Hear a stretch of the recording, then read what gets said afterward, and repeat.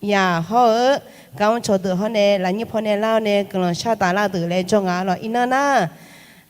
俺偏也都可用跑呢，啊咯，Irish อที่ประกาศอะหรอราคาเช็คคือเราต้องจากการยกให้ยกคือเตออะหรอยายกคือเตอยบ่จื้อเฮากังชอเตอแลอีฐานในจ้าอะหรอเธอมีในอินนา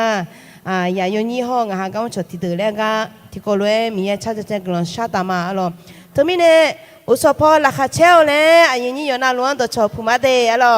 อีกคำพอในจ้าในห้องเนอะอายุนี่อยู่น่าล้วนกว่านี้อุสพอราคาเช่าแล้วตัวชอผู้มาอะหรออยู่น่าล้วน Merry Christmas Day อะหรอยกการน่าล้วนคริสต์มาสยกบุญจ้ามีเนี่ยอะหรอเฮอสีละคนน่าเบอร์ราคาเช่นหนึ่งเศร้าจีที่เบี้ยที่รถยาเมอะหรอเธอมีเนี่ยฮะก็อีน่าที่ก็เลยชาจะเชื่อก็ดูงานกำลังที่พอชามาเดอะหรออันดามีเอาเนกลันจะเชื่อมามีเอากำลังขึ้นมาเดให้อินเนอร์มืออันนั้นละคุยงามาละเนี่ยนอละคุยงามาตองเปมายศสานุงามาเนี่ยโจเนี่ยเสียเนี่ยสิให้อินเนอร์ฉันจะเชื่อกันมานอยังบ่ยังตัวยังน่าหากันไม่งามันมาตอนนั้นเท่าเนี่ยโจอุตาเขาเนี่ยอีกคำพูดเนี่ยโจเนี่ยเขาเนี่ยอย่างนี้อยู่นั่นลูกคนนี้อายุมันมาโนก้าอุ้นเนี่ยนอทุเมเนเมโนละสานเนเมเลจมามีเอาอินาอย่างกันละสุสลาจิมึงมันใจตัวลุยชุชมยองมันเนี่ยเทเจมามีเอานอละคุยอันเนมาเลยสมัยชุกริชมยองเวเนชาวมาอาเมยอนาลุติบุทุเนลายออะไรอาดุมาละขอเตเตที่โคโลมีชาจะเจกาเลี้ยงมาเตะอะไร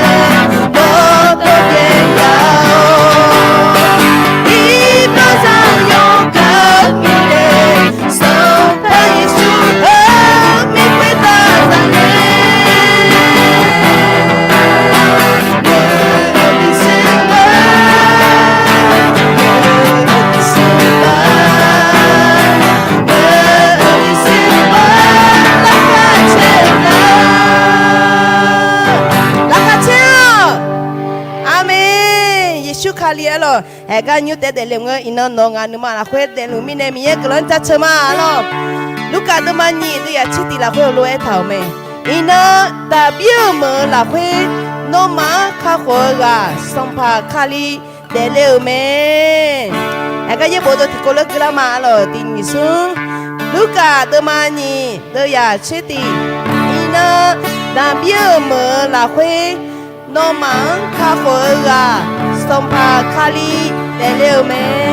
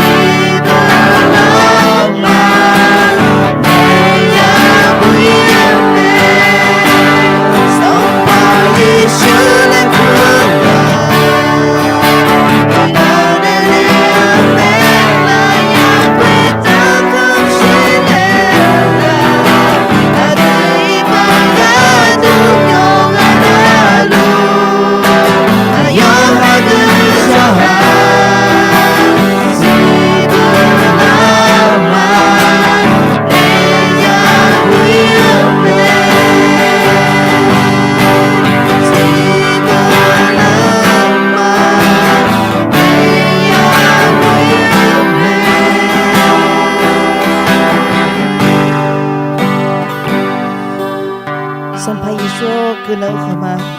แห่งามากามิเนโนงามาอีบาตุไลอัปตาคำชอสุนสุนินาวัเตลาเนอินกนิเตลวมิเชปิโอเนมิโองามาเตสิลาเวโนโจเลโอเนโนฮากุเนจิโจโนสงเลพายคาอุเนลากลขมามิโอกลขมาเฮเมอุพอลิเนจิโจมิโอโนฮโจทาเนอามาโยเดเนตาลิญานิโอชสาโนโจเนเชเนสิโชบานวาสิไลซาจิปิโอมามิโอเฮกางอามาโยเนเตสิโฮอายังโตโตโนอาลาเวพาเลมาสิเลโตโตมิสไลชุชงยเวเนชามาอาเมนโยนาลุนิคาญาเมอโลอังกันเนนะทิเจสาทิเจอุนดาชาดาเลมาอโลอินะคนนี้สักกี่ครั้งนี่ก็โจเมอโลเฮนี่ก็น่าคนนี้เยอะคนยุ่งโจเนี่ยสมุโจโนสมุโจอยากเปียวเมอโลทั้งมีเนี่ยอัตโนเบกาอบุอัชลังเบเนอายังบินเนมาอโลลักขเตเนี่ยฮะเกิดมาดาวชาพูมาเงยชมีชลาลิคูมาอินงาซื้อคำละมาอาจีก็กอซื้อคำละไงน่ะงายี่ดอกคำยี่เจ้าเล็กกันแน่ซื้อคำละมางาปอสีเงยี่ดอกคำยี่เจ้าเลมายุ่มงามอสามเจ้าหลุมางาหอมยาจีเจ้าเกิดมามีเยก็ชิญาลายอฮาหอมยาจีเจ้าญาลามิเนมีเยกละหุมายี่ดอกคำยี่เจ้าเลมิเนก็กละหุมางาเจ้าลีที่เดกุมอยาฟิลิปปีเดมาเดียชิซุมงาบินเนลาสัมภายิสุขลีเวงาโยเจนลุเมียสยามางานมังบิมเจนาอากาศมาขามีชิญญาอยู่หาจกุเลยบิมเมียกละหุมายิงอาเชียนะอลิชาวันเป็นเนี่ยอายังบินเนี่ยมาหรออายคนนี้ละเขาเต้เนี่ยฮักเกิดข้าหรอ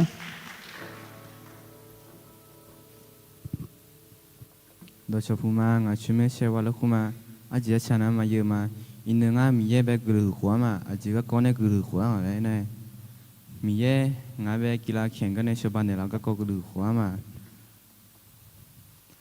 เมื่อผู้เล่นหางเงินเนออุจิพองามีเย่กลือซ้ำมาอาจีมียังไงเนี่ยใครส่งว่ากีฬาแข่งอีมีเนี่ยอุจิพองามีเย่เบกลือซ้ำมาอาจีมีเนี่ยสร้าง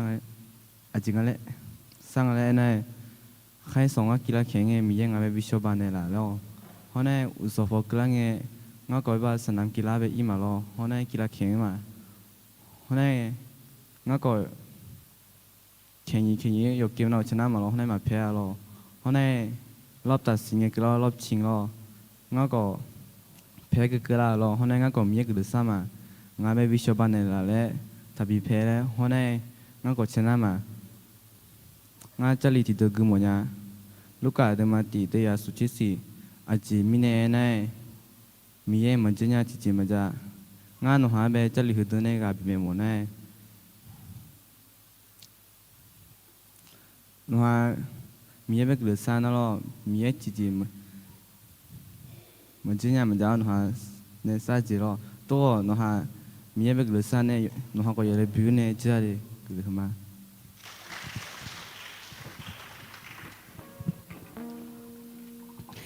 ก็เลยมาล่ะอินาอันเดียนเนี่ยเจนอยู่ลาพิวดามีแย่มีหัวอย่างเปียวแม่ล่ะอาบุจิรานุฮออาบุมีสาพิวดาวนดงเอสลามาปัตนาฮอสลามาดอชาดำในลาเตียล่ะ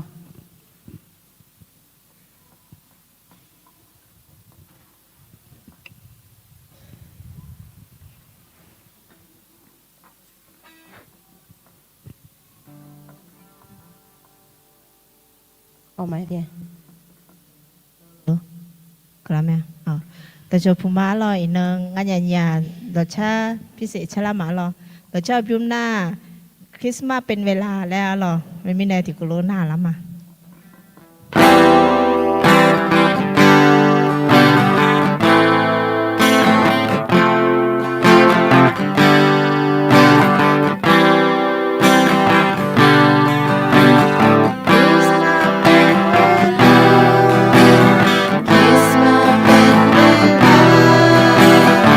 It's my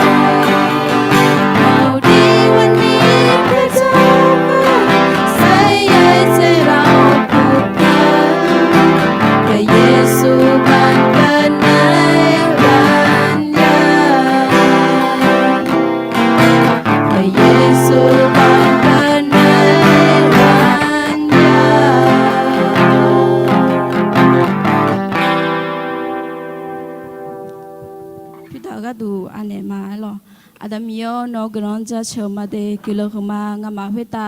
ชินเนออายามล็อกเพื่อเนโกเนออายามล็อกเพื่ออาดามิโอโนจนเนเสือเนลามิเนขอกิโลขมียตนามาเชอินเนงาฮาเนมือเนจาเนอาดามิโองาฮาจิโกลอยลักเอือเนโนยาจะเชื่อมาโนกรอนจะเชื่อมาตนามาเชงาฮาเนยาตามเพื่อพิตาโยวานาลูเฮตามโนเนเอือกรอนยจะบินเนสิเลซาจิเปมาจิกานานามยาตามจนาอาดามิโอเฮนาตาโปอาดามิโอนึมาเกลักเควดาลาญานีอาดาวโนจนเนสเกนราสิเลซาจิเปเลงาฮาเนยาดาวตอลูนอลาลักเควเนมาพิตาเฮตตอลูอาดามิโอโนกลงกาซุญานีอาดาวโนจนเนสเกนลาสิเลยิสุชมิเวกรันชามาอาเมน พิวตาเนลาเนตัวชัดเนลาสลามาปะทาสามาเอกเลมาละแหกันเนนะมาโลเนซิโอสลามาบุติเบเนอายาบินเนมาอโลละขอเตเนฮะเกค่ะอุชพาลกาเชล Good morning ฮะเมตึงเต้นนิดหน่อยเพราะว่าธรรมดา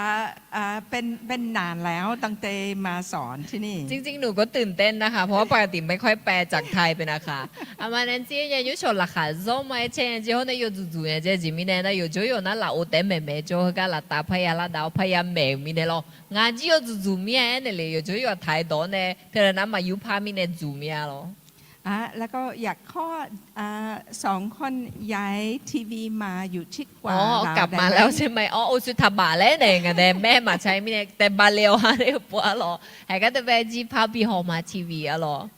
โอเคจะให้สลามาบุตรีอ่านหัวข้อของเราภาษาอาคากับภาษาไทย แล้วก็ล่างอ่ะอ๋อแห่อุจงอาก็เจเล่งาเล่ที่ก็รวยกุลามาหรออาคาดอนในจิวกุมาตีนิสมคิสมาอายามกัดดูมือดื้อลาสอเยซูพระเยซูเป็นของขวัญที่ดีที่สุดในวันคริสต์มาส ไม่มีคำถามใครที่นี่ชอบได้รับของขวัญอยากได้รับของขวัญใครชอบ อันนี้ก็ลาสอซากายาเลเนี่ยอะไรแบบนี้เนี่ยใช่ลาสอซามอซากายาเล คิดว่าทุกคนชอบได้รับของขวัญแล้วก็สมมติว่ามีคนเข้ามากับกลองสวยๆแบบนี้ แล้วก็มีริบบิ้นสีแดง แล้วก็จะให้คนใจจะตุแล้วก็กำลังคิดถึงโอ้มีอะไรข้างในเราตื่นเต้นเราอยากเปิดไว้แล้วก็ดูมีอะไรข้างใน เอ็มอาสัวคนนี้ลาสอซามอดัวหรอน่าอยู่จริงมั้ยจีเฮก็บอกคือชุนเย็นนี่รู้จอเนี่ยน่าก็อาจารย์ยนินเนี่ยเลยปัดต่อเนี่ยที่ผ่านโนจุก้าเบาเนี่ยหลังเนี่ยที่จอนอนนึกมาเช็ดทองดูทองล้ามึงเนี่ยละคุยพอก็จีอะไรแปะหัวมองมึงเนี่ยละ ที่บ้านซาจูดีที่เยดอกขนมเรามีวัฒนธรรมฉลองคริสต์มาสหลายสิ่งแล้วก็เราฉลองห้องผักฉลองแล้วแต่ทุกคนได้รับทุ่งเท้าสีแดงแล้วก็เด็กดึงเต้นเมื่อได้รับทุ่งเท้าทุกคนออกไปแล้วก็ให้ทุกสิ่งออกทุ่งเท้าเพราะว่าอยากเห็นมีอะไรข้างใน เยดอกขอยุ่งนะคือคนนะอาจจะยกคอยคริสต์มาสจังเลยหรอนะก็จะแบบคือบังนอบังโลกที่จีพายานิดนี่ก็คือก็จะแบบขมูมาข้างเงือจีโดอ้วนนะคุยจะเดิมปีนึงก็ราคาเชื่อมีเนี่ยเราหลักคุยพอจีอ้วนเลยยาจาเนี่ยที่พูดแต่ทันโดเนี่ยก็จีอ้วนอะไรพูดหอมไม่รอหรออีจากไอ้ข้าหรอในพระคัมภีร์ใหม่เขาพูดสำหรับพระเยซู40 ครั้งพระเยซูเป็นของขวัญดีแต่ไม่ชอบที่อาจารย์เปาโลเขียนที่2 Corinthians เย่โบ有时啦会行嘅提咗咯，สัมภาယေရှုခလီယာเมื่อละสอบเปียแม่อเดือก็ดูละสอบเปียแม่และเชโปเจนี่เอเกิดทางอ่ะเจน่ะเอ็มมาก็แค่ปอลูเน่บูถานี่ก็เลยทุสมุดมาวิวเดจะเชิงอ่ะกันก็รอไม่ยาเลยเนี่ยอาคาดอกก็เนี่ยถ่ายดอกมาแล้วตีนี่ส้มมาจีเชื่อละสอบบินเนลามียังจะเชื่อข้าขอบพระคุณพระเจ้าเพราะของประทานที่เกินความคาดคิดซึ่งพระองค์ประทานนั้นภาษาอังกฤษบอกว่าพระเยซูเป็นของขวัญเป็นของขวัญดีที่ เราหาคำไม่เจออธิบายดีขนาดอะไร ไอ้มาพาราดอน่าหรอหายก็คือที่เกินความคาดคิดไอ้หมองนะพาราดอยุซุมทางไงนะดอมาเอ้ยก็เกินเหมือละสอเยซูเฮมีแย่อเดิมมีในหลังอันเจ วันนี้แม่แนนซี่อยากใช้ไว้เลยนิดหน่อย เราจะแกะริบบิ้นแล้วก็เราจะเปิดแล้วก็ดูข้างใน เมื่อเราได้รับพระเยซูเป็นของขวัญเราได้รับอะไรบ้าง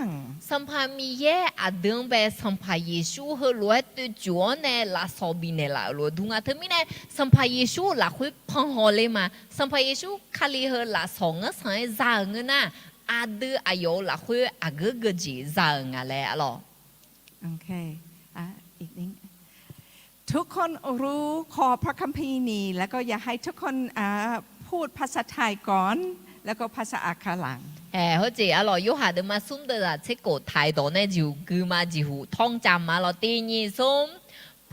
พระเจ้าทรงรักโลกดังนี้ คือได้ประทานพระบุตรองค์เดียวของพระองค์ เพื่อทุกคนที่วางใจในพระบุตรนั้น จะไม่พินาศแต่มีชีวิตนิรันดร์อาคาโตในยุหาเดมาซุมเตอเชโกมีแย่มิชาจังกาเดือมีเนอายใจโยที่อาแต่ขอมีเนเลวแม่ใจโยข้าจังโซหามายาจอยอุตามาเบียาซียาเดวแม่ พระเจ้ารักเราขนาดพระเจ้าไม่อยากให้เราอยู่ในความบาปพระเจ้าไม่อยากให้มีชีวิตที่ไม่มีความหวังพระเจ้าให้พระบุตรของพระเจ้าลูกชายคนเดียวของพระเจ้าเข้ามาในโลกเพราะว่ารักเราเป็นของขวัญเพื่อเรา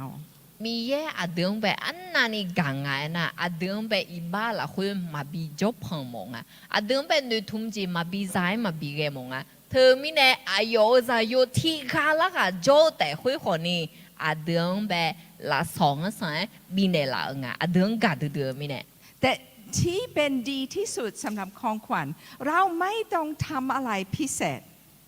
เราไม่ต้องพยายามให้เป็นคนดี เราไม่ต้องพยายามล้างความบาปเอง เราต้องได้รับของขวัญเท่านั้นเพื่อจะเป็นของขวัญของเราเห็นนะถึงไม่ได้ถึงมาคาโดนในไทยโดยที่ก็รู้คือข้าตีนี้ส้มลาซอนอยาฮาเกแต่แม่ทีเจมายาจังสิ่งดีเกี่ยวกับของขวัญคือคุณเพียงแต่ต้องรับเอาเท่านั้นไม่ต้องทำอะไรเพื่อให้ได้ของขวัญนั้นมาอาจิบูเจทังฮาโลที่เจมายังว่าลาโซเจียพาบินเลวน่าจะ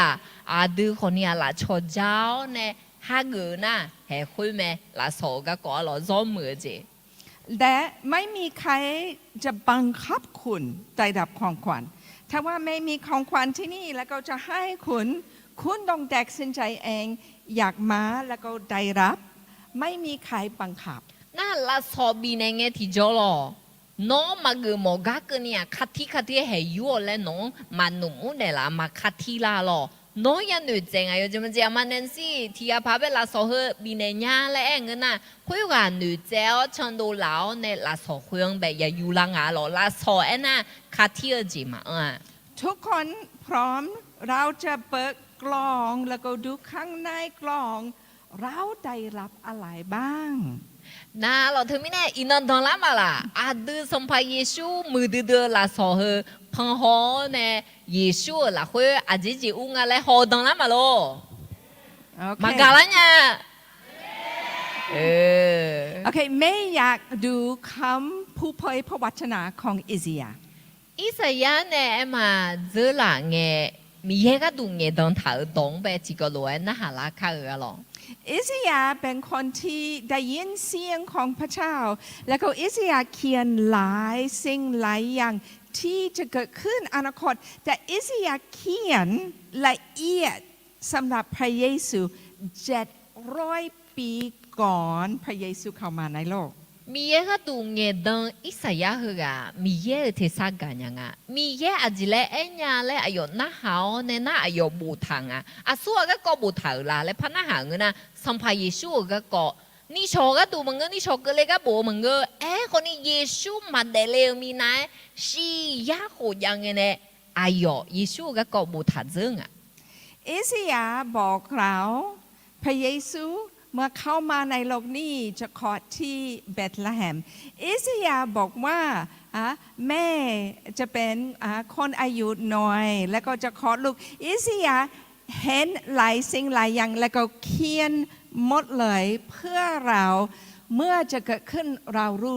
แน่นอนมาจากพระเจ้า那以赛亚哎哟，嘛สัมภาเยซูก็กบุเงจิจอสัมภาเยซูเบลเฮเมืองเบเดลิเมเดฮอนเน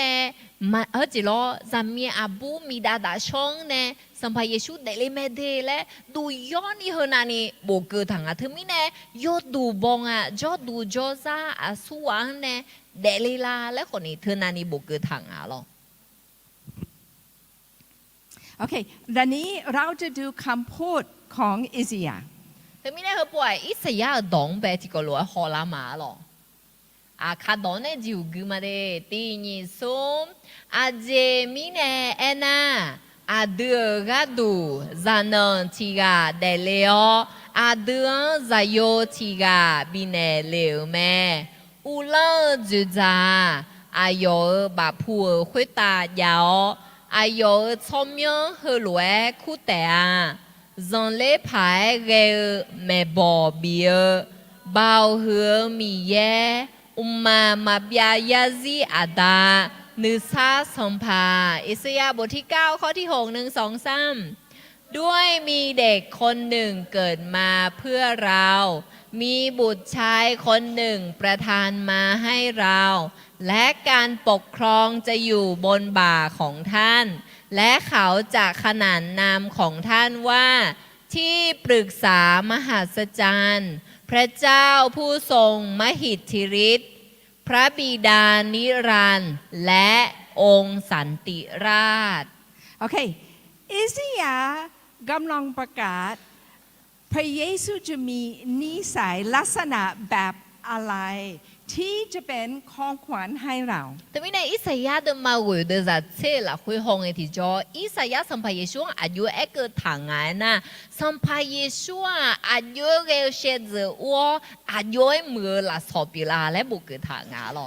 เราจะใช้เวลาดูอิสยาห์บอกชัดดีพระเยซูจะมีทุกคนจะเรียกพระเยซู4อย่างเป็นที่ที่ปรึกษามหาสัจจรย์那他们呢？哎，老哥都被红的，就参拜耶稣聪明明我去了。有些子和会来个咩嘞？那他们呢？对嘛？ทีมยังใช้ทีมยัง好了嘛？他们ถ่ายต่อนะอันแบบต่อนะที่ปรึกษามหาสัจจรรย์อาคาดองนะจังเล่พายเร็วแม่บอเบียกาและคนนี้เอ็นยังอ่ะหรอโอเคเราจะดูอันหลาแล้วก็ดูเราได้รับอะไรเธอไม่แน่สัมภาเยซูคลีดูละสโลยยาจังเอติจอเกจิจังอ่ะและชอมยังทีมยังใช้ทีมยังหกคาเกมาหรอบางครั้งในชีวิตเราไม่รู้ทำอะไรดีบางครั้งเมื่อครอบครัวของเราไม่สมบูรณ์เราไม่มีคนที่เราไปปรึกษาด้วยกันช่วยเราแตกสินใจแต่ทีนี้บอกว่าเรามี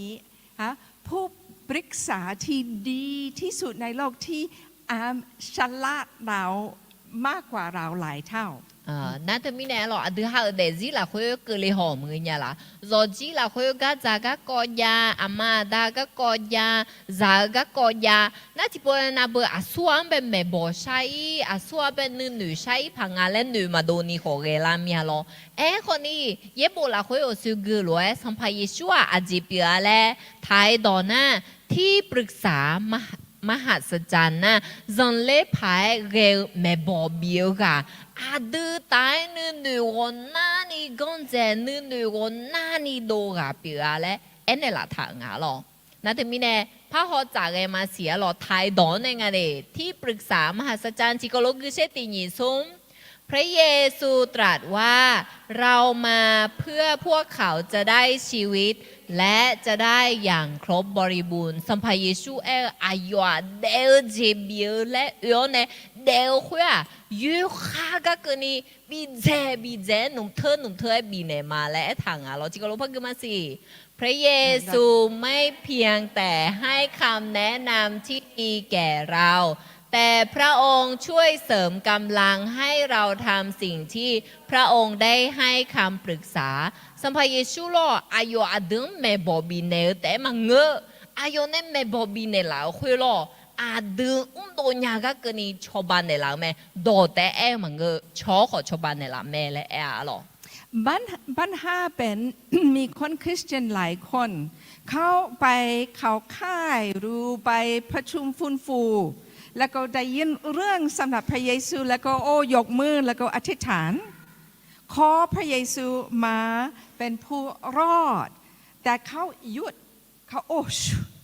ถ้าว่าตายวันนี้ฉันจะไปที่สว่างแต่เขาไม่ได้ให้พระเยซูเข้ามาในชีวิตแล้วก็เป็นผู้ปรึกษาให้เขาไม่ได้ให้พระเยซูเข้ามาในชีวิตเปลี่ยนชีวิตจริงๆน่าอินสักขาคาลิซาอายุเกกาชาลุงาน่ะจิบวนนาเบอ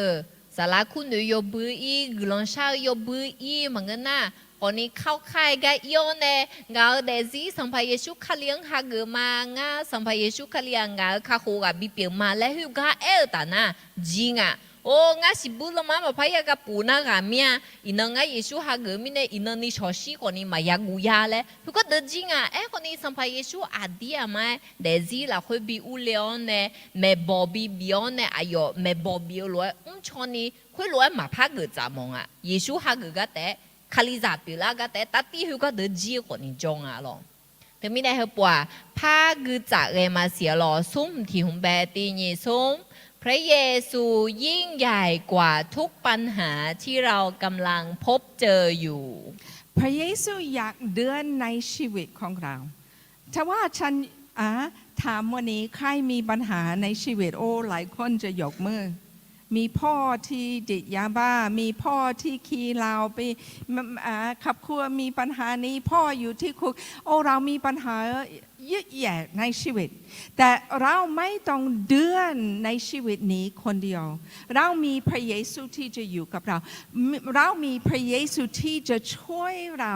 ในทุกปัญหาแล้วก็ให้เรามีสติปัญญาทำอะไรดีแต่ไม่ได้เอาเชือกเลยสัมภเยซูก็จะก็ตอลูนามาเชอดียามอลูเฮเดตอลูนามาเชคือเจแมงไงที่จ่อยจะมาเจเฮก็จะเป็นนื้อหลัวชอบหาเดอีกคำพอจ่อเนี่ยน่าหาเดิมแบบน่าหาเงินน่ะโนมาก็จะก็ยามาหลายน่ะโยกาน่ะลูที่ก็เหมือนกันน่ะที่ก็ยาแม่อามาดาจันเยดอนโยก็ตาเลี้ยวในโลอีเดอีเชโลคุยจีเฮจีก็ลูโยกาน่ะลูยาแม่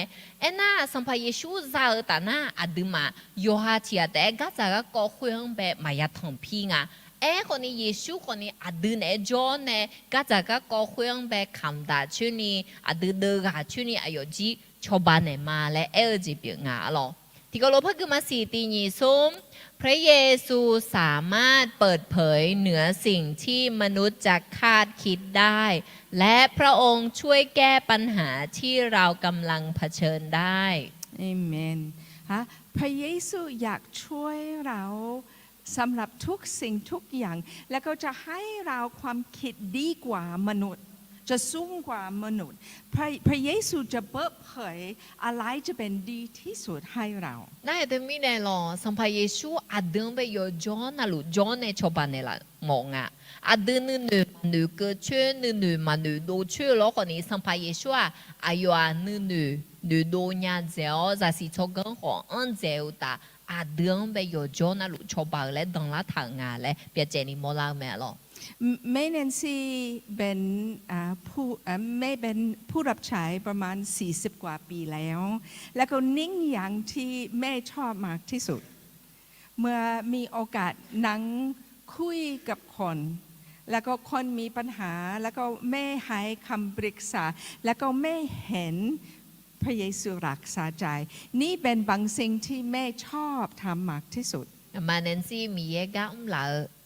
切乎一个变啦嘛这咯，拉卡切啦这啊个真爱呐，错下天呢，当你呢，个在个行个字也在错。ไม่บอกยาบิโอเนี่ยสัมภาระชุ่มขาเลี้ยงแบบบิวลาวเนี่ยก็จะก็เครื่องแบบเจออีหยาบุยหยาเนี่ยมีเยอะชอบหาหัวอายุชอบเบาชอบหาหัวก็จะก็เนี่ยอายุเจอหยาและพยากหัวล่างเนี่ยที่จะนึกมังทุ่มยอนี่ไงเนี่ย แต่รู้ไหมเมื่อแม่ให้คำปรึกษาไม่เป็นความคิดของแม่แม่พึ่งผ่านพระเยซูแล้วก็พระเยซูช่วยแม่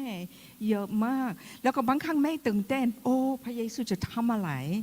กับคนนี้พระเยซูมีอะไรที่จะเปิดเผยที่จะรักษาใจของเขา เพราะเนี่ยชอบหาไม่บอกชาลังเนี่ยที่จะไม่บอกยาบีเนี่ยที่จะงานนู่นบีเนี่ยบางเอ้คนนี้สัมภาระชุกขาเลี้ยงแบบวิโอเนี่ยน้องชอบหาเรื่องแบบก็มาอายุดังเลยอายุชาวบ้านเนี่ยหมดอายุพ่อแม่เนี่ยหมดเลยเนี่ยที่จะราคาเชลันเนี่ยสัมภาระชุชอบหาเรื่องแบบอายุจังเนี่ยชาวบ้านเนี่ยเลยก็จะก็คือหลักคุยเลยยันหนึ่งเนี่ยที่จะนึกมังทุ่มยอนี่ไงเนี่ยหรอประมาณ15 ปีที่แล้วเรามีเด็กหนึ่งคน ฉันจะไม่ใช้ชื่อจริงฉันจะให้ชื่ออาทูไม่เป็นชื่อของเขาแต่แม่จะเรียกอาทูอาทูอยู่ที่นี่ด้วยวันนี้ไม่เป็นอาทูนี่alors il n'en a ที่อยากก็จามอเนี่ยจะอยากเช่นอ่ะหู表拉牙落去那，如果那聪明妈妈买爱多咯，爱可你哎哟聪明伊呢，阿土来面的哩，阿都土咗咩？爱可你阿土土问个的咯，阿土有哎哟，阿土来过有聪明。แล้วก็อาทูเข้ามาเมื่อเรียนประมาณป.2 แล้วก็แม่เสียชีวิตแล้วพ่อเป็นคนขี้ยาแล้วก็อาทูไม่ได้รับความรักมากเท่าไหร่แต่เข้าใจแข็งมากแล้วก็ให้เขาเปิดใจไม่ง่ายอะหรอน่าอัถูอะหยอก็จะเป็นโจลังเงี้ยน่าป.2 เธอขังเป็นโจน่า what happened with that พ่อเกิดอะไรขึ้นกับพ่อนะอาดาน่ายากะจานยอโตเยแล้วก็คุณแม่ตายแล้วคุณแม่อามากันนะชิคาจึงอ่ะนะถึงมีเนี่ยอัถูก็เดแบบยัดดอกขยุงแบบอื่นเงี้ยนึกมาก็ชอนี่เงี้ยเนี่ยเขาเนี่ยอายอล้อกาจียกคล้ายๆคือหมอจ่าที่อาเปียงอ่ะแต่ไม่เริ่มเห็นเมื่อทิ้งป.5 ป.6 อัทูมีความโกรธเยอะมากในใจแล้วก็มีนิดหน่อยเกิดขึ้นเขาบึ้มแล้วก็โมโหน่าอัถูรออายป.2จเลยนะจนะป.5 ป.6เธอขังฉาลังเงี้ยจอายที่จีพาจึ๊แต่จังคนนี้นึกมาชอบผูชอบเพลาชอบปลาอัดเจคงอะไรแต่ไม่หนักใจเพราะว่าตัวของเขากำลังเปลี่ยนกล้ามของเขาใหญ่ขึ้นแล้วก็แม่กำลังคิดถึงโอ้พระเจ้าโอ้พระเจ้าต้องช่วยเรารักษาความโกรธในใจรู้นิ่งวันเราจะมีปัญหายิ่งใหญ่น่าอัถูรออายจีนี่อายน่ายคือลาลูเบกาซีโกอูโมโดโกยคือนั่นนึกมาชอบเพชอบผูลานะอาชนในเดเชดูลาผ่าแล้วรัวฮอร์โมนเนี่ยดามีเยโอแล้วน้อมชอบบ้านนะนุ่มมาพักกันยังไงเดจ่าหือกันนุ่มยดูบอนี่ก็จ่าก็นามาเจบิโดลาอะไรยังไงถึงไม่ได้มีเยโอโนชอบบ้าเช่แล้วคนนี้ก็ลองเช่ามาหรอแล้วก็ม.2 นักศึกษาหนึ่งคนให้อัทูโมโหแล้วก็อัทูไปที่ห้องครัวเอามีดแล้วก็จะไปหานักศึกษาจะฆ่านักศึกษาเพราะว่าโมโหขนาดนี้น่าอัทูรอพระคือร่างเงี้ยที่จอม.2เอ็กดาเลงะอายอมแบบที่นั่นเย็บจูจ่าที่อันเนี่ยนึกมาลาเพนเองเลยอัทูนึกมาทุนนาเพนมิเนี่ยคือพอป้าเนี่ยจิมีอะไรโยธามีเช่คุยบ้าเนี่ยเย็บจูจ่าหัวจุกาเลี้ยวเนี่ยเนี่ยงั้นจะเสร็จละแล้วรวยจังเลยเลยเองอ่ะหรอโอ้ขอบคุณพระเจ้าเจ้าหน้าที่อยู่เยกำลังจะเชื่อมาหรอหน้าที่จับแล้วก็ให้ใจเย็นใจเย็นแล้วก็ให้เข้าไปโรงเรียนมามีกำลังจะเชื่อมันก็จะก็ที่จีมาเปล่าก็จะไปโจกาชอดฮอร์โมนในลานานยานึกมาบิสูยอในน่ะเขาเห็นแบบสมุบิโจเลี้ยมาหรอเมื่อรถกลับมาจากโรงเรียนแม่แนนซี่กำลังรอแล้วก็อัทูลงรถแล้วก็แม่ถามลูกแม่มีคำถาม2 อย่างเมื่อลูกโมโหคุมตัวเองได้ไหมที่2เมื่อโมโหขนาดนี้กลัวตัวเองไหมน่ารออัถูเขาให้เลี้ยว โอเลอายามสลาน่างาจีโลโอเลกาโลอีมาอะถูโลเนอุคังน่านีดอน่าหามาอะดอมเบลดอน่าอะลิโออะถูน้องเป็นนึงมาเพลาน่าอยู่หาเยเทญามียลาอยู่หาไอมาทีจีมาบิจันนี่จูเทญามียลาเพราะในนีดอทีดอน่าน้องนึงมาเธอน่านายเพลาเงติจออยู่หาของูลามียลาและหลวน่าหามา อาทูบอกว่าคุมตัวเองไม่ได้ แล้วก็เมื่อโมโหแบบนี้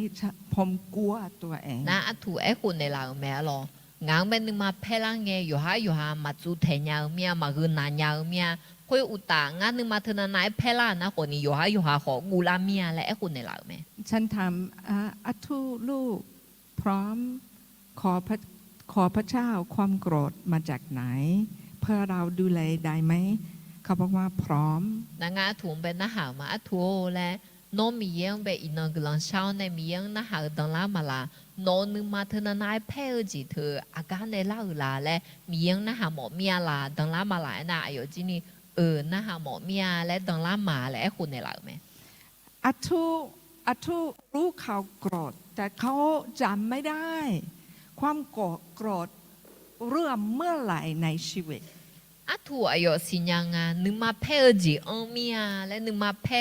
la khoni yo khomia le e khoni agji ga ko phe le yo du yo chi chia manu thanyanga แล้วก็ฉันบอกอาทูมานั่งกับแม่แล้วก็ปิดตาเราจะอธิษฐาน แล้วก็เราจะถามพระเจ้า ความโกรธเข้าไปที่ชีวิตของอาทู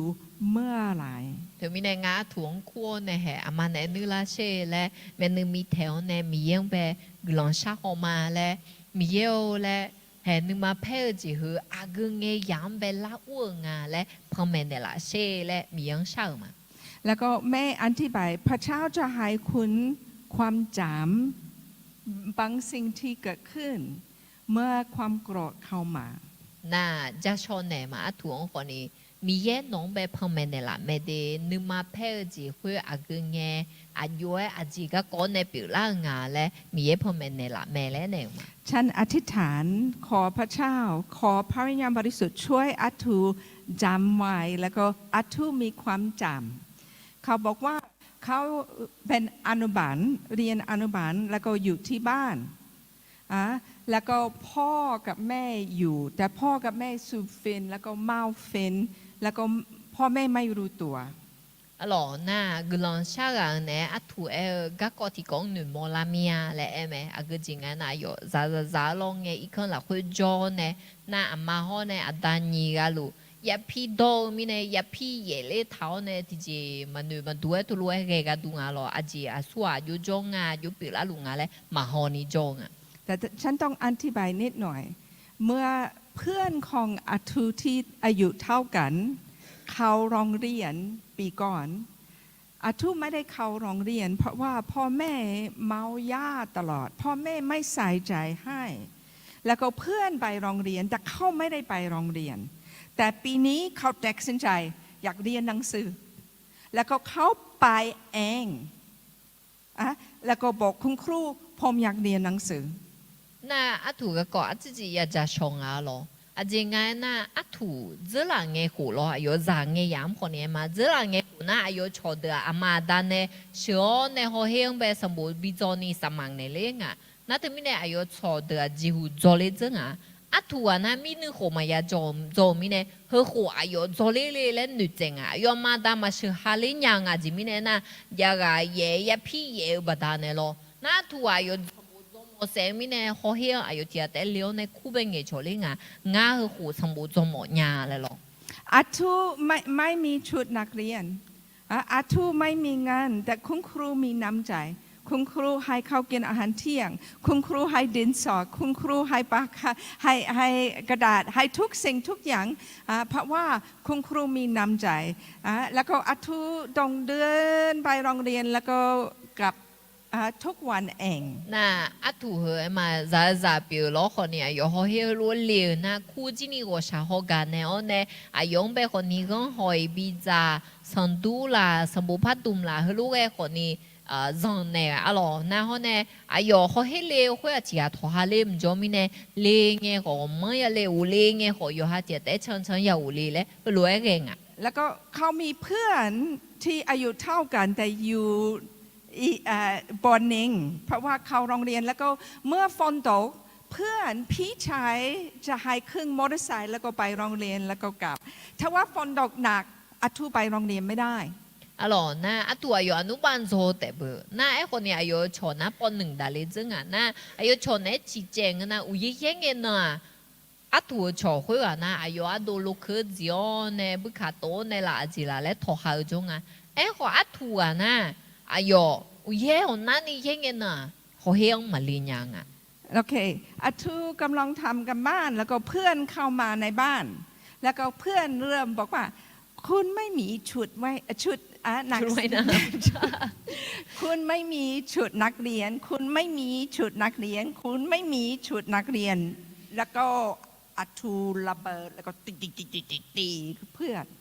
na em mà khuyên nghe nó à chỉ biểu lắng ngài na à thua chó lo ưa nè ý không biết ưa nè là nữ thử thử liền à nó chút năng liền mà ra nó chút năng liền mà ra nó chút năng liền mà ra là à thua bờ là chỉ có liền nghe xem gì ngà là khuyên quả không biết thế khả năng à nữ mà đã là mình để lo แล้วก็อัทุบอกแม่ความโกรธเข้ามาในชีวิตเวลานอน แต่ไม่แน่อัตัวอยู่เป็นหนุ่ยงอ่ะอยู่นึกมาเพ่จีมอสองก็นี่พี่ก็หล่าหัวอนุบาลจงเนี่ยอยู่ชอบให้ลุงเงี้ยเล่าเนี่ยให้รู้ว่าพี่เก๋บัดเนี่ยอยู่นึกมาเพ่จีพี่ลุญาแล้วหรอ แล้วก็ฉันถามอัทุโมโหพ่อกับแม่ไหมเขาบอกว่าไม่โมโหพ่อกับแม่ นางงั้นหามาอัตัวแบบอัตัวโน่นมาโนดังเป็นนึกมาเพ่เมียหล่าให้รู้เองมีเนี่ยอัตัวเจ้าคนในหลังนั้นนะมังตั้งนึกมาเพ่เนี่ย แล้วก็แม่ถามลูกโมโหพระเจ้าไหมแล้วก็เขาบอกว่าแม่ผมไม่รู้จักพระเจ้าในเวลานั้นไม่ใช่ na hả mà thua bằng cái nó mì yên nhưng mà phe nhà lại nè mà ngáo cái giá mì yên xì nhà chứ lo mì yên ngam mì yên nhưng mà phe lại เขาบอกว่าไม่รู้โมโหอะไรแล้วบอกว่าคิดว่าพระเจ้ารู้ไหมเขาบอกว่าคิดว่าพระเจ้าเราขอพระเจ้าเปิดเผยให้เราเพื่อเราดูแล แต่ไม่ในทุพายเสียหรอจีบแพ้แล้วนัวอยู่มาสีเลยหรอน่ะมันนั่นสิคนนี้ไอ้คนเนี่ยเนี่ยตัวแม่มีเยสิญาแม่แล้วนอจังมาหลายนะจังมาตัวแม่มีเยเป็นน่าหักข้าจีมีเนี่ยนึกมาเห็นนายแพ้ลาเลยหรอ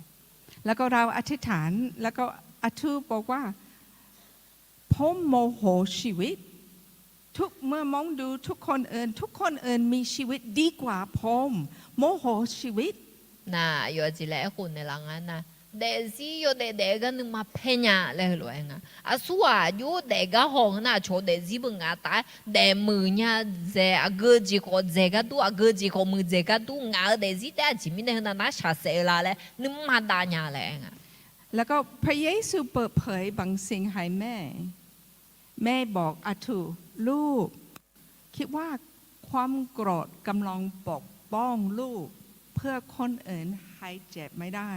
เมื่อคุณโกรธไม่มีใครอยู่ชิดๆได้ น่ะคุณยังแบบเอ็มมาที่ก็รู้จักโชว์ของเงือกหลังชาอย่างของเงือมีเยอะให้รู้ให้พ่อแม่เนี่ยละก็ดูเนี่ยรออัฐูและน้องนึกมาเพ่จีเธออยู่หาอาชนเนี่ยมาบิลานาลาและลาพิอจีขาพิอจีเปียงอยู่จีมันจีน้องนึกมาชอบเพ่ละนะเบอที่ไงน้องตัวเพ่มาที่ไงน้องไม่ที่จีเล่มาละเพิ่มมีเนี่ยน้องอยู่หาขาพิอจีเปียงและรู้ไอ้เนี่ยมา ฉันถามอาทูลูกพร้อมให้พระเจ้าความโกรธไหมแล้วก็อาทูบอกว่าไม่ได้ไม่ให้ น่านึกมาจีมีเนี่ยแพงและให้รวยปวดดวงนะทัวและน้องนึกมาแพงจีคือมียังแบบอันไหนและดังนั้นมาหลายนะทัวจีมาเกยเนี่ยมาบีเนี่ยมาบีเนี่ยและให้รวยเองแม่หรอ แต่พระเยซูช่วยแม่แล้วก็แม่บอกว่าลูกทุกครั้งแม่เห็นคนให้ความปวดให้ความโกรธให้ความน้อยใจพระเจ้าจะแทนกับบางสิ่งดีเราถามพระเจ้าถ้าว่าอาทุให้ความโกรธพ พระเจ้าจะให้อัฐูอะไร 那会嘅人啦，佢話自己嘅雜棚啊咧，又係女嘛都攞個你咪嘢女拍邊嘅啦，啊個自己嗌那啊土咧，又做樣啊對你嘛配子，你你子啊個子你嘛啥嘅啲子，咪樣被邊嘅啲咗，佢又當啥咪嘢有มือ有隻有邊嘅啦咩，咪樣那下卡攞你嘛配子咪樣邊嘅啲咗，咪嘢農被啊個子邊嘅啦咧，哎呀咧攞嘢嚟嘛。แล้วก็แม่ขออัฐูปิดตาเราอธิษฐานพระเจ้าถ้าว่าอัฐูหายความโกรธพระองค์จะแทนอะไรให้อัฐู 那对面呢，面对面跳个人，比上嘛咯，咪有嘞啊土农呗，啊有那么配置，啊那个提着比那个提着，孬啊土呗，啊个只比当那个哩嘞那好嘛。 อัฐูร้องไห้เริ่มร้องไห้ร้องไห้ 那คน嘅人呗，啊土คนนี้咪比主要有紅會對咩？ แล้วก็อัฐูบอกว่าพระเจ้าบอกว่าไม่ต้องใช้ความโกรธปกป้องตัวเอง พระเจ้าจะปกป้องผมพระเจ้าจะดูแลทุกสิ่งทุกอย่างให้ผมไว้ใจพระองค์ 那咪嘢啊土呗，一個คน嘅牙咧，啊土真嘅人嘅一個牙那。 มีเยเนี่ยนึกมาเพลจีคือมียังบีเนี่ยอัตัวน้อยอยู่หานึกมาเพลจีเนี่ยมาพายาหอพี่แม่มาพายาขับพี่แม่น้อยอยู่หาบูซานนามาเซมีเยบูซานเนี่ยมาและคือรวยเอ็นยาและอัตัวคนในหลังแม่หรอ พระเยซูเป็นผู้ปรึกษาที่ดีที่สุด พระเยซูเห็นทุกคนในห้องนี้ตั้งแต่อยู่ในท้องคุณแม่ พระเยซูเห็นทุกสิ่งทุกอย่างที่เกิดขึ้นแล้วก็พระเยซูรู้จะรักษาใจแล้วก็ทำอะไรดีที่สุดสำหรับชีวิต เห็นนะเธอมีเนี่ยก็คือก่อนในคนนี้โมลาเหมือนกันล่ะสัมภาเยซูคาลีเหือมือเดือเอ็มมาไม่บอกเบียร์กับเบียร์บัดเนี่ยอดืออากเจียงยาทำผูมาค่ะอายุก็มาตั้งงาชอบาก็มาตั้งงาและโมลาแม่หรอ โอเคညီမြန်းทีမြန်းအဲ့တော့ထိုင်တော်ဒီကလုံးကနေစတင်ရဆုံးพระเจ้าผู้ทรงมหิทธิฤทธิ์อาคาดอบ่าวเหือมีแย่ โอ้พระเจ้าของเรายิ่งใหญ่ที่สุด พระเจ้าสั่งโลก พระเจ้ามีสติปัญญามากกว่าที่เราคิด มีแย่อายุบ่าวเหืองาและอากาโมลังงาเอ็นะอายุมีน้องมาบาลาดตอลูเบลหรอมันดูเกิดชื่อก็อายุคือดตอลูเบดูหลานยาวหรอ โอเคไปต่อ ที่ก็เลยพักกุยมาสิเฮนะไทยต่อในงานเดตีนี่สงพระเยซูเป็นพระเจ้าผู้เป็นนักรบเป็นพระเจ้าที่ต่อสู้เพื่อเราเฮ้ยจิจูสายเมียลองงั้นแต่ไปกุยเนี่ยเราที่พ่อพักกุยมาสิชาวบ้านไหนเสตีนี่สงพระเยซูเป็นพระเจ้าผู้เป็นนักรบเป็นพระเจ้าที่ต่อสู้เพื่อเรา พระเยซูเป็นนักสู้แล้วก็พระเยซูสู้กับมันสตานเพื่อเรา แล้วก็พระเยซูยังไม่เสร็จจะเป็นนักสู้ของเราเพื่อทุกปัญหาในชีวิต แต่ไม่แน่สัมภาเยซูคาลิงาอเดือดอนซัดดอนเนี่ยอเดือก็ดูเนสดานเนเดือเนลาลัวอะหรอคนเนี่ยอายุมาเดือกาสิอเดือก็ตัวยนเนน่ะลูเดือลูไม่เสียหรอกคือใจมาสีติญสมพระเยซูเป็นพระเจ้าผู้ทรงมีชัยชนะ พระเยซูชนะมันซาตานแล้วแล้วก็ถ้าว่าเราอยู่ข้างในพระเยซูเราจะชนะมันซาตานปัญหาเป็นเมื่อเราฟังเสียงของมันซาตานแล้วก็เราไม่อยู่ข้างในพระเยซูคริสต์ เนื้อในเดือเจียงอายุชอบาลูแต่มันก็มาไม่น่าอเดือสัมภาเยซูคาลิละคุยจงน่ะอเดือกาเลจึงอ่ะคนนี้ก็เงี้ยยังอ่ะอเดือกาเลชั่วหาคนนี้กาเลชั่วหลุมมาเปลี่ยนน่ะในสัตว์จามีอนจังเลี้ยวต่อเลี้ยวในสัมภาเยซูละคุยมาจอซีนี่คุยเงี้ยอ่ะอเดือมาช่วยเยอะอ่ะหรอพักคือจากมาสิติญิสมพระเยซูเป็นผู้ที่ต่อสู้ในสงครามของเราพระองค์ต่อสู้กับความบาปของเราเมื่อพระองค์ถูกตรึงบนไม้กางเขนพระองค์ทรงต่อสู้กับความตายจิโกโลกุมาสี บุตรทั้งหลายมีเลือดและเนื้อเช่นกันอย่างไร พระองค์ก็ทรงมีส่วนเช่นนั้นด้วยอย่างนั้น เพื่อโดยทางความตายนั้น พระองค์จะทรงทำลายมารผู้มีอำนาจแห่งความตายอะหรอเฮน่าสัมภาเยชัวอัดเดือกะตูกึดเดหลวงอะหรออัดเดืออีบ้าละคุยมาบีพังนี่ลายาคุยตาคำชี้คุยคนนี้อัดเดือกะตูเดอเฮน่าสัมภาเยชัวเชื่อเจียงคนนี้เดือกะเปียงอะหรอ เมย์ชอบภาพนี้ทุกคนเห็นภาพนี้เห็นพระเยซูอยู่ข้างล่าง อาบ้า แต่ บ้า มีสิงโตอยู่ข้างหน้า อาบ้าบ้ายอมยอมไม่ยาเลยเนี่ยหรอนะเบออะไรจะชี้ไอ้คนนี้นักข้างพอปาสัมภาระชัวอาบ้ายังอะหรอ มันสตันมีแพลนสำหรับชีวิตของคุณ มันสตันอยากให้คุณแตกสลาย แล้วก็ให้ล้มเหลวแต่พระเจ้าชนะมันสตันแล้ว พระเจ้ายิ่งใหญ่พระเยซูที่ยิ่งใหญ่จะช่วยคุณชนะมันสตันด้วย นั่นแต่ไม่แน่ก็จะไปห้องเอจิจอหรออาก็จิมอลังอาบ้าบ้าน่ากาเลอาบ้าปิงเนสตันน้องเดซิลาโจเลบโตยังคนนี้สัมภาเยซูคาลีอายอดัมบีเบลเลโมบีกาเลโมบดานอายอเชื่อจริงคนนี้อีบ้าดตอลุงคนนี้เดือกันยังเงินไม่ลาลานีโนอะหรอโอเคหนูอ่านอันนี้ละค่ะแม่ next โอเคโอ้ดูภาพนี้โอเคภาพแรกเรามีเมื่อเรามีข้างในคริสตจักรของเรามีแกะแล้วก็สุดท้ายเรามีอะไรสิงโตอาบ้าหรออะไรจะชี้ฮอนเน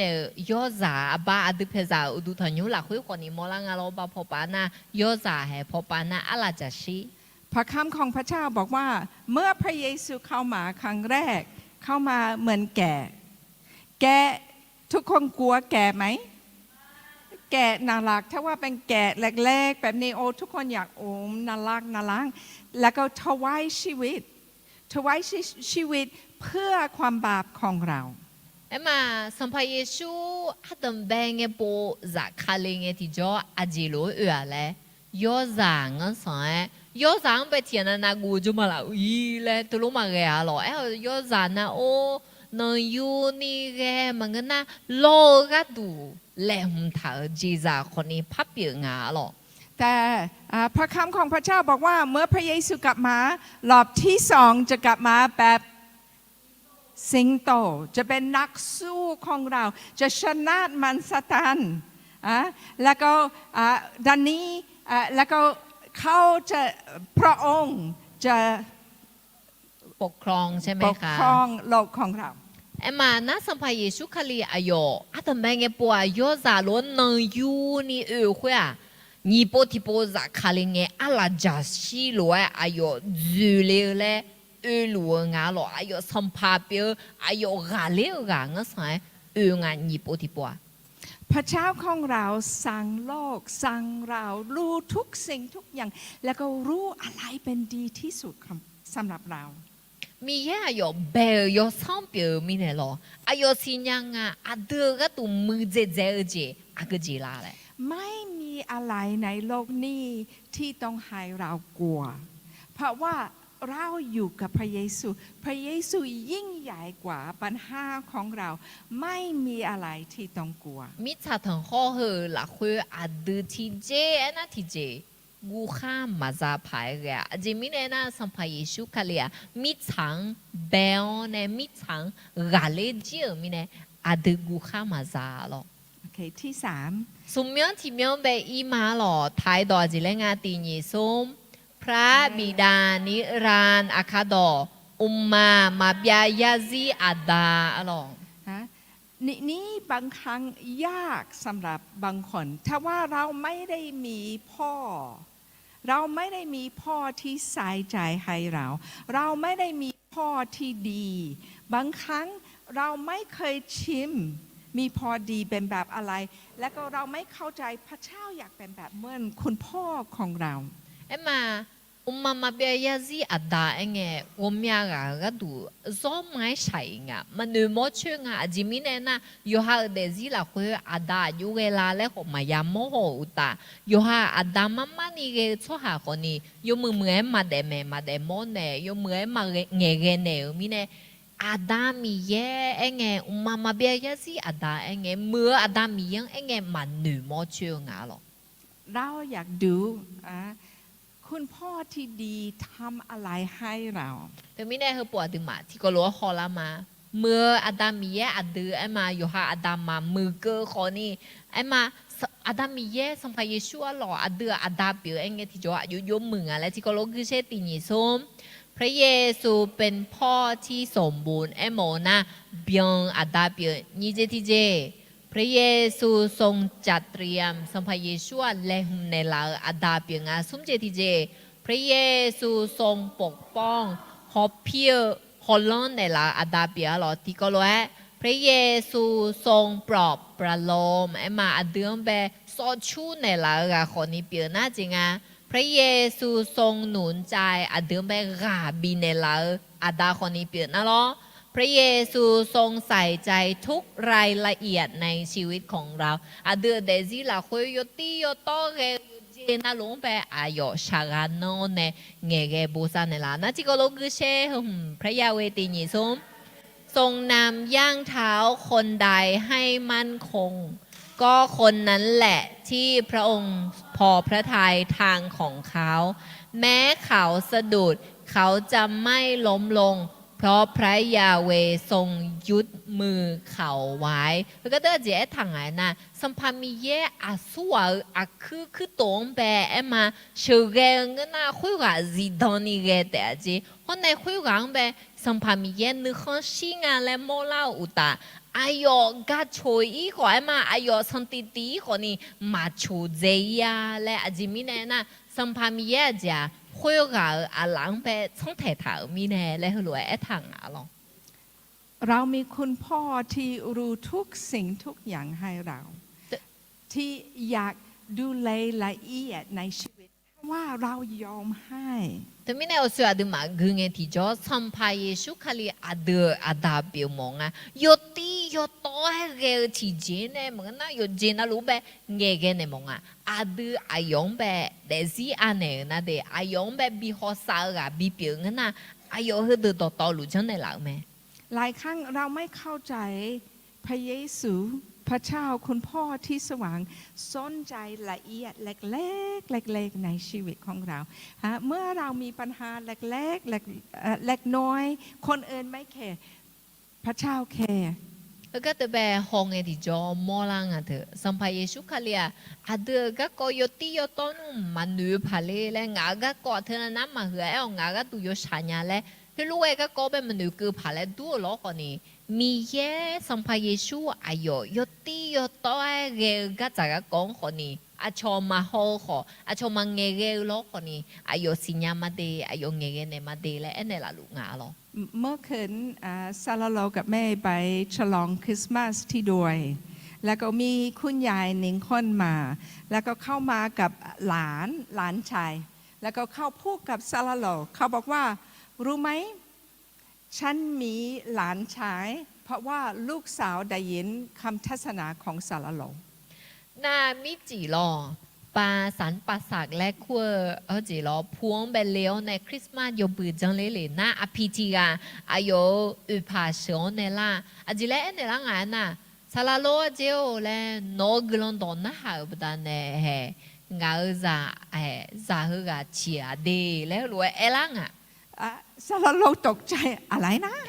ซาลาโลจิน่าหับบังอะไรเลยคือแล้วอากเจียแล้วผีแล้วพนักหับปุงสินะสุดท้ายพี่เรียกลูกสาวมาแล้วก็ลูกสาวเราเรื่องให้เราเขาบอกว่านิ่งวันเขากำลังเก็บกาแฟแล้วก็ฟังเทศนาของซาลาโลแล้วก็เทศนานี้เป็นสำหรับอธิษฐานแล้วก็บอกว่าเมื่อกำลังฟังเทศนานี้มีบางสิ่งเกิดขึ้นในวิญญาณของเขาเขาต้องขอพระเจ้าอยากมีลูกเขาแต่งงานหลายปีมาแล้วก็ยังไม่มีลูกแต่เมื่อได้ยินเทศนาเขาขอพระเจ้าให้ลูก那啊，比如话不，要不苦劳呢，比家人啊咯，啥啦老白，这来别啊，话这来讲啊，那天呢，卡拍别别做努力啫，啊不会话咯。那啥咯呢？个人到美个那下努力啊，那啊这个个美路啊，那个人下个个大了呢美路啦。那คุณยังแบบสารโลกกลังดอกกลังชาก็แม่แม่น่าเงี้ยที่จ่ออายุมโดฉันนึกเงี้ยที่จ่องั้นคนนี้ตั้งใจเยอะมีหัวละคนนี้จามาจ่อเลยสิเลยน่าอายุนึงมาละคุยสารละคุยที่จีผ่านแล้วหนูละอ่ะตัวไม่งั้นเบอมียังแบบจาจ่อเลยนี่แหละกลังยังชันใหญ่เลยหัวหนูเลยอ่ะ ผู้หญิงนี้บอกว่าคิดว่าพระเจ้าไม่สนใจคิดว่าพระเจ้าโมโหฉันเพราะว่าฉันยังไม่เป็นคนดี แต่เมื่อฟังเทศนาของซาลาโลมีความเชื่อโอ้พระเจ้ารักฉันไปหาพ่อที่สวรรค์แล้วก็ขอพระเจ้าให้ลูกแล้วก็เข้ากล้าอธิษฐานขอพระเจ้าแล้วก็พระเจ้าตอบคำอธิษฐาน น่าเอ็มมาอภิเฮอะอบูพะจังอ่ะสิจิเลงไงนะคุณเงยยามละคุณน่ะอายุหนึ่งไงนะงาเดซี่อ่ะมามือเกอมิเน่เอ็มมาจากเกอมิเน่หุ่นเจียวมาเกอยังมิเน่มีเยงังเงี้ยผ่ามีเยงังมาหอนงผ่ามีเยงังเบียวผ่าและหนูคุยอ่ะกลันตอมแม่คุยยาเก่าเนี่ยโอ้ยตัวแม่งาจะมีเยบอาดังก็สายดูเลยไงงาอาดังไปที่จีผ่าชักเกอก็สายอาดังมีเยงคนนี้งางาจ่าฉันยังไงจ่าโจเลนี่ฉันยังไงและคือล้วนหนูละใหญ่ไง หลายครั้งมันสตันอยากให้เราคิดว่าโอ้พระเจ้าโมโหกับฉันพระเจ้าผิดหวังกับฉันคิดว่าจะเป็นคนดีแต่ทำผิดแล้วก็ทำผิดคิดว่าพระเจ้าเบื่อฉันน่าโยกลังชันมีเยจ่าอะไรคุยว่าบิจิงอะ咯คนนี้เดือดเดซี่ละคุยอ่ะเนี่ยสดาอยู่จังหลุงอันน่ะเดินนึงหนูหัวบิอุโมงอ่ะมีเยงานมาเพ่เจเลยมีเยงานเพ่เจเลยงาเดซี่หัวมีเนี่ยหุ่นจีมาจังเปียญาหัวมาเด็กเกินญาหัวเกมีเนี่ยมีเยงานมาหนูเกิจียามีเยงานแบบกลังมาบีโมจียาและเนี่ยสดาหัวบิหนูมองอ่ะความคิดแบบนี้มาจากมันสตันไม่มาจากพระบิดาเจ้าพระบิดาเจ้าเห็นเรามีปัญหาแล้วก็พระบิดาเจ้าอยากอยู่ชิดที่สุดเมื่อมีปัญหาเมื่อเราทำผิดพระเจ้าอยากอยู่กับเราน่าดูมาที่พวกนั้นนะแหล่บตอนนี้มีเยงานมาพักกรรมแม่เจจีแม่แล้วล้นหนูละคนนี้อาดามีเยอะอายุยังไงนะเมื่ออาดาเปียวเนี่ยดูมาเลยเงี้ยล้อคนนี้ก็จะก็ยังเงี้ยล้อเขาอายุดูดอกแผ่โจลีมงชาวบ้านในมงเจ้าหน้าที่หลายครั้งจะเห็นเมื่อเด็กมีท่าทีไม่ถูกเมื่อนักศึกษามีท่าทีไม่ถูกแล้วก็เจ้าหน้าที่กับแม่เราพยายามไปอยู่ชิดเพื่อจะช่วยปรับตัวเพื่อจะช่วยมีสำเร็จเราไม่ได้ปกไม่อยากอยู่ไม่เมื่อเรามีปัญหาคนที่อยากอยู่ชิดจะช่วยเรามีสำเร็จเปลี่ยนแปลงอร่อยตัวคนยุ่งไปคนนี้จ่าคนเมียกับชูหลวงมีเนี่ยก็จะก็กอดดูแลอันนั้นขอดยานะเธอมีเนี่ยอายุมาดอกแพอีแพเนี่ยอายุมาเงี้ยเนี่ยมออายุมาพาลานี่ขอชบปาหมอหรอที่ข้าแต่คอยฮัลโหลหรอโนเจเดเจเนี่ยโนไอ้ดอกมากาเลงอ่ะรู้ดูรู้จังอะไรเทเจเนี่ยฮัลโหลมาจ้ะคนนี้อายุมาไปแล้วอายุจังเนี่ยก็จะก็เครื่องเนี่ยไปดูแลเนี่ยพังอ่ะไปคือแลเนี่ยพังอ่ะเลยเจลุมาหรอโอเคเราจะดูลักษณะที่สี่เขาเนี่ยอะหรอเมืองที่เมืองไปหอมาไทยดอจิเลงาติญิซุมองสันติราชอาคาดอนือซาสองผาและคู่ถังอะหรอองสันติราชนี่เป็นนิสัยลักษณะของพระเยซูที่ไม่ชอบมากที่สุดสมยเฮเมียหรอนือซาสองผาไอ้แกงาซ้อไม่ยาเลยสมยเปียยา有些子เปียเนี่ยกับน้องคิดถึงชีวิตของแม่ก่อนรับเชื่อวุ่นว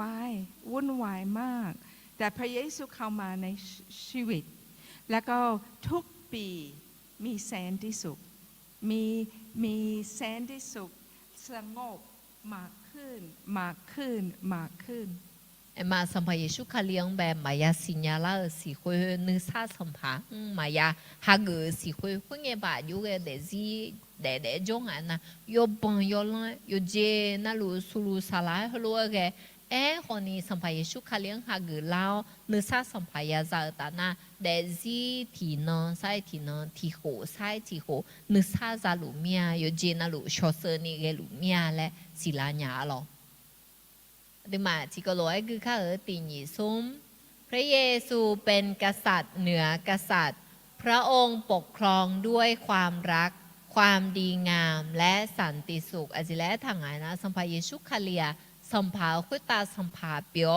อายอกาเจยมือเจห้องในนึกซาโอเจเนอุลองหลัวแม่และทางอะไรคือเชติญิซุมบางคนให้ความหมายของคำว่าสันติสุขว่าคือการไม่มีความกลัวหรือความขัดแย้งอย่างไรก็ตามสันติสุขที่พระเยซูมอบให้นั้นไม่ใช่การไม่มีซึ่งความกลัวหรือความขัดแย้งแต่คือการสถิตอยู่ด้วยของพระองค์เองกับเราเอ็มมาโอเมียกะนึกซาโอเอ็น่ะกัวจีมาเอ็มมาอีเดอีเชมาญาเหมือนกันก็จะก็มาญาและหัวหนึ่งคนนี้สัมภาเยซูเนี่ยอาเดิมแบบบินเลยนึกซาโอจีเหรอกัวจีมาก็เหมือนกันก็จะก็มาญาก็เหมือนกันคนนี้นึกซาโอจีน่ะเยซูอาเดิมเนี่ยโจศิลาเร็วก็เดินแบบหมดละหรอนี่เป็นที่แม่ชอบมากที่สุดเมื่อเด็กมาที่บ้านสจูดีรู้นักศึกษามาเรียนยายดอกขนมหลายคนเข้ามาชีวิตวุ่นวายเชื่อฟังไม่ได้อยากตามใจตัวเอง แล้วก็ทุกสิ่งในชีวิตวุ่นวายหลงงั้นแบบก็จะชูหล่าเหอะซ้อมไม่ยาเลยเจียก็จริงไงนะจะเดือก็จะแบบอุ้งเงี้ยที่จอน่ะยบังยลอยเกดอกของมันก็เล่นยาของมันน่ะหารู้เกก็จะก็ในอู้เงี้ยที่จอมีแย่อายุเดี๋ยวสิลับพาก็ยังมองเงี้ยเฮียละค่ะเชแต่ทุกปีไม่เห็นทุกคนเริ่มมีแสนที่สุขมากขึ้นหลอนน่าอายอโคอายออุ้งเงี้ยที่จอพิมพ์วิไลคนนี้นึกซาอูเจล่าเงี้ยไม่ล่ะว่าชิรพงศ์คนนี้นึกซาอูเจล่าและลูกเกล่าหรอถึงไม่เนี่ยอายอคือก็จะเป็นโจเลเนี่ยมีแย่ละพันเนี่ยละลัวหรอแล้วก็ทุกปีฉันเห็นนักศึกษากับเด็กเปลี่ยนแปลงแล้วก็ก้อนชีวิตเป็นแบบนี้แต่เมื่อมีแสนที่สุขเริ่มมั่นใจแล้วก็น้ำนมัสการให้คำพยานช่วยเรากับมีเดียโอ้ตื่นเต้นโอ้ชอบท่าของแม่แนนซี่จังเลยไหนทุกคนทำสิเขาก็จะแบบที่พูดจงใช่ไหมแนนซี่เนี่ยโน้ตแต่ที่อยู่จะสัมภาระชุยงพันมายาหักเงี้ยโอ้ยบังยอละแกคนนี้เขาก็จะแบบจอเลียวเนี่ยมียังยาสิญญาลาตานาซาเดมาเย่บูโจซาเดมากำชอเดมามาโยกานาลุทิติไซทิมีเย็นซาโอจิบินละมอลาลองมีคำในภาษาฮีบรูเซนติสุขภาษาฮีบรูเป็นชาลอมมาเฮเบียดอที่ดอยังโอเจเฮดอนึซาแล้วมาชาลอมแล้วไงโยนาลุชาลอมแล้วใช่ชาลอมน่ะเฮก็จะเป็นจิกโลคือละมาลอชาโลมเงี้ยตัวเสือจิยังตีสันติภาพความสามัคคีความเต็มอิ่มความสมบูรณ์ความเจริญรุ่งเรืองความเป็นอยู่ที่ดีชาโลมตัวเสือมีจิยังอายุที่ข้างอีไงมาโยมเหมือนจอตาจอจุนยาจิกโลกุมที่เบียนนี่เบียนข้ามือลาสังลาเดจีเดก็มือดาลาและหลวยคนนี้มองหรอเรามีพระบิดาเจ้ามีพ่อที่สว่างไม่อยากให้เราขาดหลายครั้งใจของเราบอกว่าเราขาดความรักเราขาดบางสิ่งแต่พระเจ้าอยากให้แสนที่สุขของพระเจ้าเข้ามาในชีวิตพระเจ้าอยากทำทุกสิ่งทุกอย่างให้เราโคบและก็เป็นคนสงบ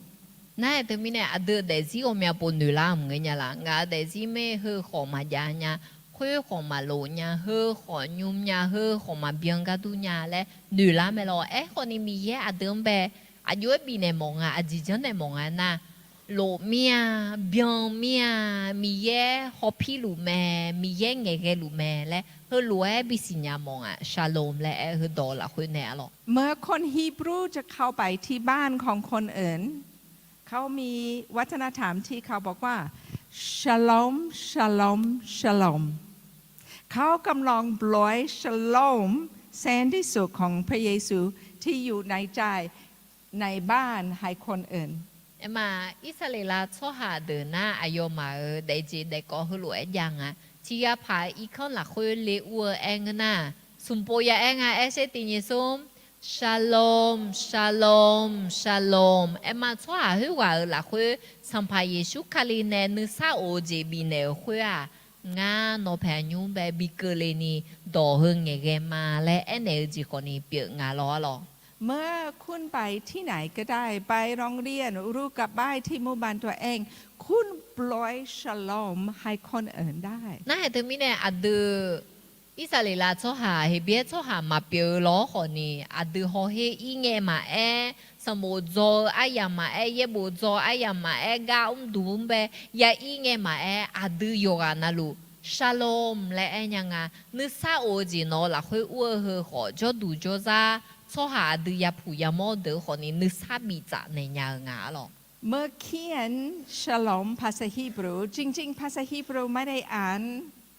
เท่านี้อ่านแบบนี้ เธอมีเนี่ยเฮน่าเฮเบียดองอ่ะชาโลมและเอดอเฮเบียดองน่ะเฮพอโนมาอาชาพอเนี่ยอามาพอปาเกือเหมือนกันอ่ะคนนี้อามาพอปาเนี่ยอาชาพอปาเกือหัวงาหรอชาโลมและเฮรวยล่างอ่ะหรอ แล้วก็เป็นแบบพาสจินทุกภาพที่เป็นแบบภาพแล้วก็ถ้าว่าเราอ่านแบบนี้แปลว่านี่ น่าจะมีเนี่ยอายอดออายอลาบือดอโลดูเลงอ่ะเราดอจือย่างอ่ะน่าเฮชาโลมและดอจืเฮยุโดเลงอ่ะนะไทยพอปานาจิเลงอ่ะติญิซุมพระผู้มีสิทธิอำนาจเหนือความวุ่นวายอะคาดอยอบังยอเลอคุยตาเบาอายายาและหลวยมองอ่ะเราชาโลมและไง พระเยซูที่มีอำนาจสำหรับวุ่นวายในชีวิตของเราที่คุ้มที่วุ่นวายพุทธิซาลามาพูดถูกชีวิตของเราหลายครั้งแล้วก็พระเยซูอยากเข้ามาแล้วก็ให้ทุกสิ่งสงบเพื่อเราจะได้ยินเสียงของพระเยซู所以他被带女民啊嘛子啊，来碰见表哥啦人些咯。他们呢阿都嘛在自我面包着，要帮要来，阿妈那时呢讲罗讲那故事，呜呼，来讲那电影说，呜呼，那就来呀呢。Shalom, shalom, shalom. Lấy ya ene ngà lo. Sampai Yesu kali à. Yo bang, yo lai, ya jiu. Khui ta ko ni zu nhau ne ayo aga tu jong na. Khui tu ne sa o ji ya ngà lo. โอกาสหน้ามาคุณตกใจ พูดกับตัวเองชาโลมชาโลม คิดว่าตอนนี้ต้องพูด shalom, shalom แม่ทำให้ตกใจนะทั้งนี้เนี่ยอาคารน่ะปวดมาที่จีพากจากก็ยังมองเงี้ยชกวิ่งเงี้ยนึกมากับไปเงี้ยนึกมาอยู่จุลังเงี้ยอยู่หาจีเลยเนี่ยแหละ shalom shalom shalom เลยอยู่หาเนี่ยข้าหรอ สุดท้าย ก็อาศัยสากาละเกิดมาหรอที่ก็รู้คือมาอายุติญิส้มอายุบาพัวคุยตายาวอายุชมยอเฮรวยคู่แต่จันเล่พายเกลแม่บอเบียบ่าวเหือมีแย่มาเบียยาซีอาดานือซาสมภาภาษาไทยเขาจะขนานนามของท่านว่าที่ปรึกษามหัศจรรย์พระเจ้าผู้ทรงมหิทธิฤทธิ์พระบิดานิรันดร์และองค์สันติราช วันคริสต์มาสนี้เราจะไม่อยู่ที่ความรอดเท่านั้น แต่เราจะเปิดริบบิ้นแล้วก็เปิดกลองแล้วก็เราจะรู้จักพระเยซูในปี 2024 อยากให้ทุกคนรู้พระเยซูมากกว่าความรอดให้เป็นคนที่อยู่ชิดๆให้คำปรึกษาให้เรามั่นใจให้เรามีเซนที่สุด ถึงไม่แน่คริสต์มาสอายามเฮอละคุยเฮอโหจีเล่ในขอมืออาเดือกัวเจอละคุยมาพาจอมาโยบังโยลังละคุยมาพาได้มาคนนี้มาอุสอาดิมาเน่ชมยังเฮอเดียโจดตอลูสัมภาเยซูเฮอกังเจ้าเน่อาเดือบุยชอฮาลัวเด็กเขาอาเดือสัมภาเยซูคาเลียงฮาเกคาโคจีซาคาลิซาปิลาก็แต่มาจีนี่คนนี้สัมภาเยซูซาตาน่าลาสอคุยพังหงกันสายอายอจีอายอจีจังอายอจีจ่าสัมภาเยซูอายอพังแม่ในหลังงานและยี่ทั้งยี่เจ้าหัวละคุยอาเดือนเสาร์ละคุยเด็กเขาและคู่ชอจีเปียมาหรอยุ่งชอที่อันนั้นนะเขาจีรอนอนจีนี่แม่บอกเฮอโลเมียคนเนี่ยก็จะก็คุยตาเบาญาณีเขาเกมอคนเนี่ยอาดามีเยกาจิงสิญญาหมอเนี่ยชาโลมนึกซาโอจีซาหมอเมียและชอหาเดยุ่งชอคู่ชอหมอเนี่ยเฮกันเมสิพอลาโดเนี่ยกลังชาเนี่ยมาอ๋อคนเนี่ยไลฟ์คนนี้อายุก็จะแบบกลังบิชาหมอชอหาจนน่าคนน่าหาละคุยที่ก็รู้ว่ากลังชาเนี่ยมาลูกกำลังเชิญว่าใครต้องการพระเยซูแบบนี้บ้างแล้วเราจะอธิษฐานเผื่อนะคะลาโดกะหรออาเลียวทีวีเฮงอหูละเนี่ยละเชียหรอโดล่าและคู่ชอหมอเนี่ยที่ก็รู้ว่ากลังชาเนี่ยมาหรอลาโดกะอาสัวชาโลมซาหมอเนี่ยผมมาซาหมอละอาสัวอยู่หาเดซิโยบังโยลังเกลุญาหนุ่มเบก็จะก็ยาลุญาลาวอะหรอลาวเนี่ยกลังบิชาชอลาวอะหรอเด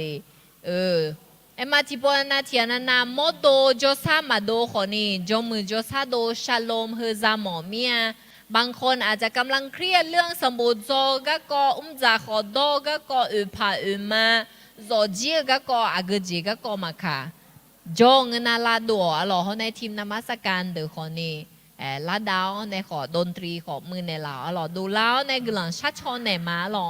จงมาโล ใครจะร้องนี่ ชาชนโอเคกลังชาชนในมาหรอแหก็จะไปหยอดเหล้าเดต่อแพก็จะหยอดเหล้าโอเคกลังชาชนในมาหรอดิมาดูเหล้าดูนะคนนี้อาลาโชจานในลาเชอาลาโชจานแนวในกลังชาชนในมาหรอกลังชาชนในข้าอาลาโชจาแล้วหรออาดามีเยอเห็นโนกลังจะเชื่อมายุ่งชอเฮก็จะเป็นโนดอยากเอาเนี่ยนัวมือดื้อละสองสัมภาเยซูคาลิงาฮังแบบมีในละเฮนึกเป็นมือดื้อเนี่ยเขาได้เห็นอภิเดซีคุยตามมามีเยอโนนึกซาโอจีจมือจซาโดจีอาดามีเยอเขาเนี่ยชอเซนี่เกจีอายุจอจีคุยตาบิกเลี้ยวเนี่ยอาเวก็ดูขอมืออาดามีเยอน้องเนี่ยนึกซาโอจีที่เบียนที่โลบินในลอซีก็ดูละลานินเขาเนี่ยปัทวิเดซีคุยตาจีนี่อาดามีเยอสมบูรณ์จก็มาชอตาก็มาจอจีก็ดูมาอาดามีเยอนอชาโลมนึกซาโอจีพับบินในลอซีเขาเนี่ยน้องแม่บอบินยากงาและแหงาเขาก็จะไปยากาโยกานาลูคนนี้อาดามีเยมาที่นาบงกับกูแต่มาการนี้มาขออีกเนี่ยงาละคนนี้ยอเนี่ยก็จะก็ดูละเงสัมภาเยซูคาลิซาเท่าเนี่ยจอมาและเบาเฮเยซูซาเท่ามาและเขาเนี่ยกันยาอาดามีเยขอจอเนี่ยสัมภาเยซูนึกซาบิญญากาก็จะก็ยบังยลังเกลอคนนี้ชอเซนี่ยจีน่าลูบิกาใช้เนี่ยนี่ชอบบากาจอมาและงาฮังเบยดูบิบอนเนี่ยละเขาเนี่ยเห็นยุ่งชอ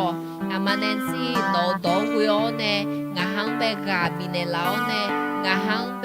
คาซีเนี่ยละคือคนนี้กลังคือเมียแต่มีเนี่ยอามาเนซีเดซิองคนนี้อายุจอจิองคนนี้นกกลังเงี้ยเจงเงี้ยพับบิกลอคนเนี่ยงามาทีกา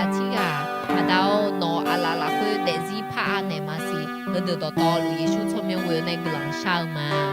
อาเมนโอ้ยญาแต่อร่อย